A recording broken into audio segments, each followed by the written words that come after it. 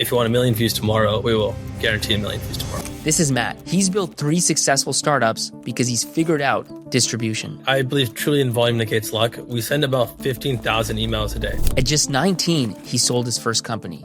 At 21, he sold his second company for $800,000 in just 3 months. And now, at 23, he built Clover and hit $8 million in revenue in just 6 months. Today, I'll show you the exact playbook Matt uses to get 1 million views on every video, the SEO hack he uses to always rank first in Google, how he built AI agents that grow his business while he sleeps. I'm Pablo, founder turned VC and partner at Mistral, and this is the Product Market Fit Show. So Matt, you sold your first 2 startups by 21. How did you pull that off so young? I built a company when I was 19. I was a crypto exchange platform, and we sold that company about a year after incubating. We sold literally 2 months before the crypto stock crashed. A couple months difference between us selling for the amount we sold and us selling for pennies on a dollar. I started my second company when I was 21. It was an image generation software, and that company we built, scaled, and sold in 3 months. I made more money, and I obviously did it in fast time rising than my first company. So tell me a bit about Clover, your current startup. Clover's entire goal is how do you solve distribution? How do you generate millions of views on autopilot, all directing traffic to your product? How do you get like crazy website visitors? And I realized that if you can solve that issue, if you can have millions of people knowing about what you do, it doesn't matter what product it ends up incubating. It could be e-commerce, it could be SaaS, it could be like even like a PDF guide. You know what I mean? And so that was kind of the entire thesis around Clover. You mentioned you're getting millions of views without ever actually like going viral. How do you do that? I actually have grown my apps using very similar methods to what Clover can do automatically. And so it was a mix of either SEO hacking or like video and like organic TikTok, Instagram reel hacking. For the AI image generation software, what we did is that we had UGCs or influencers promote, which I found actually was not as useful. What I found more useful was like having just a ton of automated posting going out towards a bunch of different accounts.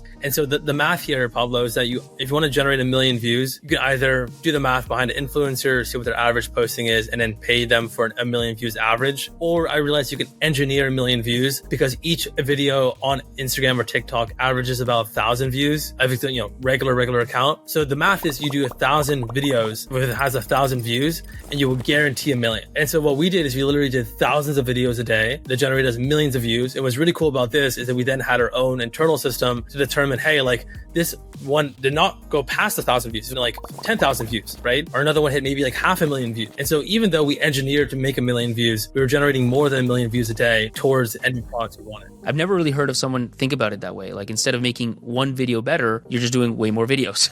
You're like the opposite of Mr. Beast. But how do you actually make 1,000 videos a day? Yeah, so the math behind it here is that per video or per account, you can do about 3 videos per day. And so anything above that, we notice there's diminishing returns. Anything below that, you're not doing enough. And so if you wanted to engineer, again, 1,000 videos, you just do 1,000 videos divided by 3. So about 333 accounts that need to be created, all posting whatever product or video you want to promote. The secondary problem is that each video needs to be inherently unique in metadata signals. And so if you post the same video twice on Instagram, it doesn't matter if it's a brand new account, a new account, or influencer account, they will flag that video as already been posted. Initially, what we did is I just paid people overseas to warm up new accounts, have VPNs in the US, and then post. Echoes does this automatically, which is the second product. We warm up new accounts using agents to automatically build, follow, and like a bunch of different accounts, and then post it. Because the other half of the battle is that so you open up a brand new account, you post it, that's also useless because it's not target audience posting. And so the ideal play, let's say you had a fitness app, is you want to create a new account, watch all the fitness YouTubers, follow all the fitness YouTubers, have your feed be curated by fitness related content. And then by the time you post something, it will go to that related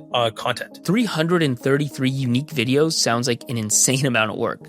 How do you do that? A couple micro things within the video can change or adapt. For example, the first 3 seconds seem to be overly engineered, and then you can have clips. I mean, the same way you can have clipping, very popular videos pop off that are I've shown all the time. But the thing is that those are allowed, but the pre and post of that clip needs to be different. And so the first 3 seconds has to be different. For example, I'm sure you've seen videos where people are like, hey, let's check out this video. But it's them saying, check this out. And then it shows a video. Or even it's a green screen, right? Someone who's hovering on top, talking about a video, and it's just a little head person in that little video frame. So those ones are all considered unique videos to Instagram or TikTok. And so I just create all the videos in the batch and then send it to people overseas. They will then auto post them across all the accounts. And then I just wait like a day, 2 days maximum. Typically TikTok or Instagram picks it up over a 24 to 48 hour period. And from there, I can see what are the outliers. And let's say, for example, there's one video that performs super well. I'm like, cool, let's do more variation. What are some of your videos that did exceptionally well? Just take a photo of yourself and then it converts into like a high school version of you. And people can understand, oh, wow, I can see myself doing that same thing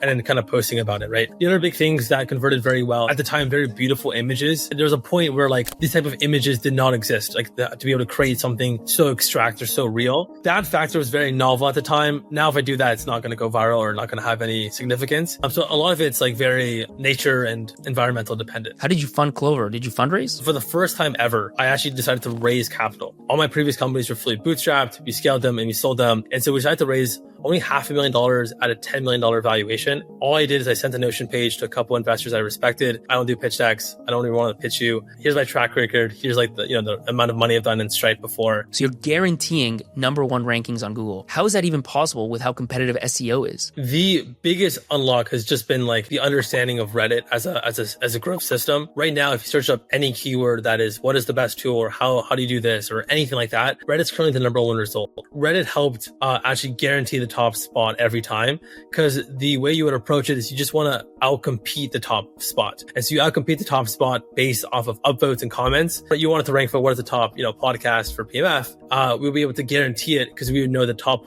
post is this amount, that's this amount of engagement, and we would outcompete that engagement. It's like fully hacked. How would I do this for the PMF show? So the title would be like, what is the best podcast for founders, for example? And then the post itself would be, hey, I'm 22-year-old male trying to get in the startup game. I've been looking to a couple podcasts like X, Y, and Z. And so in the X, Y, and Z, like for example, I would say, I'm starting to look into My First Million, this one. So you need like two popular ones that everyone already knows. And then you name the third one. And then the top comment would be, I've heard these other two. What's Pablo's podcast? And it's like, oh, cool. Here's a link. Most of these posts, if you post in the right subreddits, already have a ton of engagement. And so like, if you ask a general question, there's going to be people that comment that are genuine people that are commenting, that are looking for options or give you suggestions. That already gives it the boost. How are you actually selling your product? Are you doing the same viral video strategy for B2B? The B2B growth hacking game is very different than the B2C growth hacking game. In theory, sure, you could do 1 million videos towards a B2B product like this, but what we found more interesting was like just purely outbound. And so we would send a ton of emails every single month, or like we just do a ton of LinkedIn scraping and it kind of messages the right people that we know would be a good fit. We have this thing also called Dream 100, which is like, what are the top 100 customers that we know would be a super great fit, and do everything you can to actually get in front of them. If it's not obvious yet, I believe truly in volume negates luck. We send about 15,000 emails a day, not including weekends. Can you give me an example of a good cold email? Yeah, a good cold email to you would be like, hey, I heard about your podcast from a friend.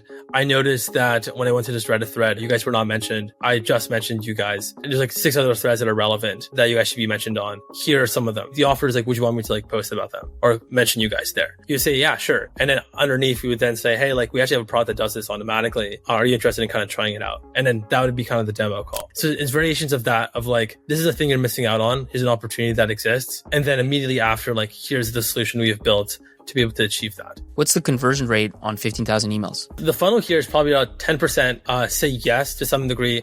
Out of that, after the secondary thread, which also matters a lot, out of that 10%, I would say only 10% of that 10% actually like move forward, and 10% of that 10% then do like a book to demo. So right now we're averaging between 13 to about 18 demos average per day. So your first product grew to $500,000 a month, but now you just launched a second product that's already doing $200,000 a month? Yeah, we launched it about 2 months ago. It's called Echoes. And so what we did is that one of the biggest demands we had, which is an obvious demand, is that like once you solve SEO, organic hacking, the next big thing is like video hacking. And so right now Echoes only works for Instagram, and like half of TikTok is like a little bit buggy, but it's going to solve for TikTok very soon. But we then mass post and mass produce videos at scale, all promoting your product. And so this is like AI UGCs, AI slideshows, AI posts in general that are just photo generated. And then we do that at a very low CPM. So average CPM, it varies depending on the industry, but average CPM is about $1 CPM, which is like a lot cheaper than if you were to do the same 1,000 views on Facebook. So average Facebook CPM is about $8 in comparison. And we'll guarantee it as well, which is very different than majority of companies. Like we will guarantee 1 million views. We haven't done any like actual outbound or anything. This is like pure existing customers that want this new product, which again has proven the thesis, our initial thesis correct, which is like, if you can have something where, again, it solves distribution, you can then cross-sell between the same customer to multiple products. And one thing I want to understand is the SEO work you're doing for Google, does that also work for ChatGPT? So that's been the biggest new feature on the product, which is like, we already knew we were outranking on Google. And we also knew there was some LLM things that we started to notice that between clients. And now when people search up this search query, it is being indexed. Everyone is just monitoring, which in my opinion is completely useless. Why would you want to monitor? Guarantee number one in Google.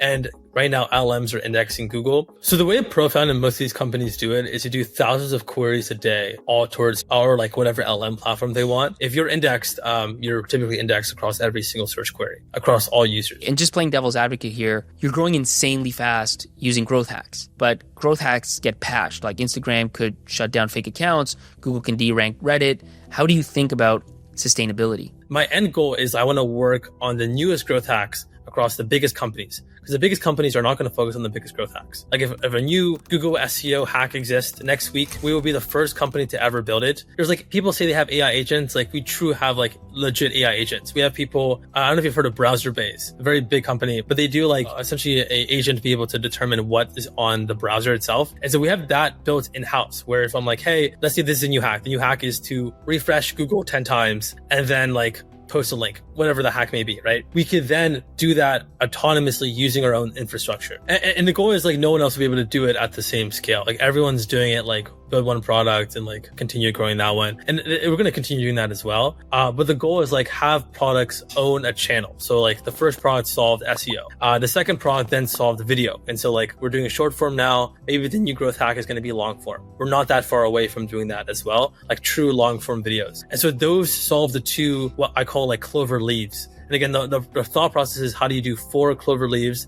that solve the entire distribution layer? And then it doesn't matter what the hack is anymore. It matters what the channel is. And then, so the first 2 is to solve organic. The next 2 is to solve paid. So like Facebook ad agent or a Google ad agent, PPC. And then the goal after that is then attribution. You've built multiple successful startups now. What is your definition of product market fit? What I've seen in the last 30 to 45 days is that true product market fit is like purely based off referrals. If people love your product to the degree they say they do, they'll refer other customers to that product. And if people can do that, to say that not only you love your product and the market thinks the product's a good idea, but also the customers themselves think is a brilliant idea. And again, right now, 30% of our new top line revenue per month is coming from referrals. It's just people that are like, this is great, this works, I'm getting results, this is cheaper than Facebook ads, this is cheaper than any other mechanism that I've ever used to get a ton of customers. Let me give this to my best friend who also has an e-commerce business. What is your number one piece of advice for an early stage founder that's looking for product market fit? Over a long enough time horizon, everything actually works out. The co-founder breakups you think is going to be the end of the world. You give it a month, 2 months, you'll find someone new, you'll find someone better. The employees that leave and churn, you'll find other people to replace them. Majority of founders, when dealing with product market fit, is that they either do not do enough volume or work on the worst opportunities that no one wants. If you work long enough, over a long enough time horizon, all that would be like negligible.